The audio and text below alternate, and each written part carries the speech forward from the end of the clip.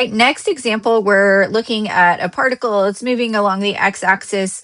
They are giving us a function to describe the velocity of this particle, and t is in seconds. They also give us our initial condition. So at time t equals 0, the position, which we can denote as x0, is going to be equal to 1 meter. So I'm going to just rewrite kind of this information here. So we have Vx is equal to 2t squared. And that's going to have units of meters per second. And then the initial condition they give us, so we have x0 is equal to 1 meter and t0 is equal to 0. Then they're asking us for time, a specific time, so time equal 1 second. What are the particles' position, velocity, and acceleration? Okay, so we're kind of getting all the different pieces here in this example. So we want to remember anytime I have a position function, then we can get a velocity and we can get an acceleration, right? So if I have a position, I can get to velocity by taking the derivative. I can get to the acceleration by taking the derivative. So if I go in that direction from position to velocity acceleration, I'm taking the derivative. We can also go back the other way, right? So if I have an acceleration, I can get to my velocity. If I have my velocity, I can get to my position. And this we can do by integrating or doing the antiderivative. So I always call it integrate because that's what we called it when I took math. So if I'm going position, velocity, acceleration, we do derivative. If I go acceleration, velocity, position, then we're integrating. And so if I have any one of these, either position or velocity or acceleration, we always want to just know that we have all of the others, right? I can get to all of the others with just one. So in this case, they are giving us, we have the velocity. So we've got the one right in the middle. So our game plan or our strategy is that we want to find position, velocity, and acceleration at a specific time. So that means I needed an expression for my position, velocity, and acceleration as a function of time.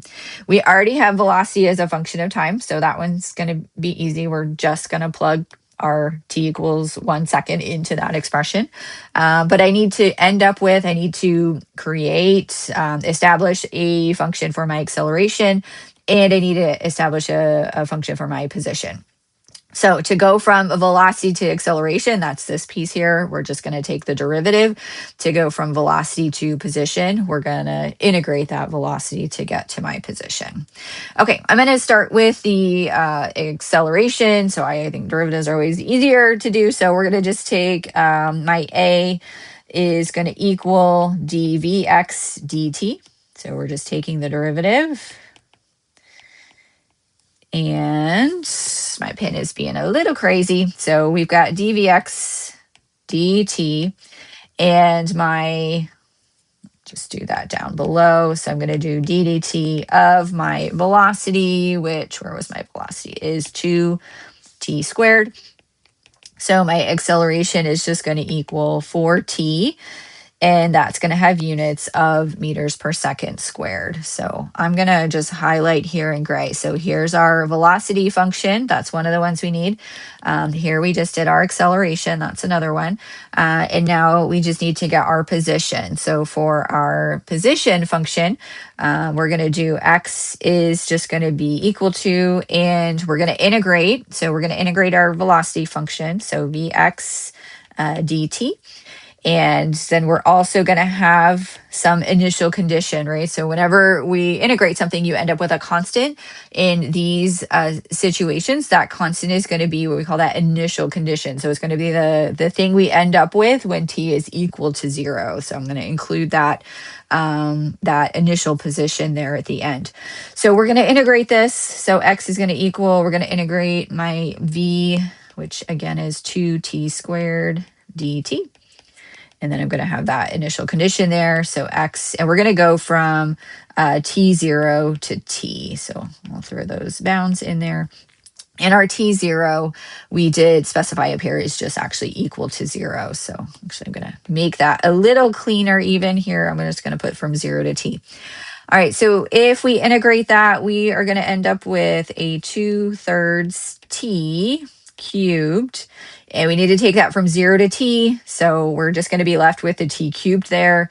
And this is going to still need to have that additional, my initial position there. I'm going to just throw that in here as 1. So this is 1 meter. And again, this piece here, we just got that from, they told us in the problem statement. So that's my initial condition. So when t is equal to 0, x is equal to 1. So my expression for my position should meet that requirement, right? If t is equal to 0, if this piece is equal to 0, x should still equal 1. And that's what we've done here with adding in that constant initial condition piece. Okay, so I have my third general expression that we needed. So we needed an x, we needed a v, and we needed an acceleration.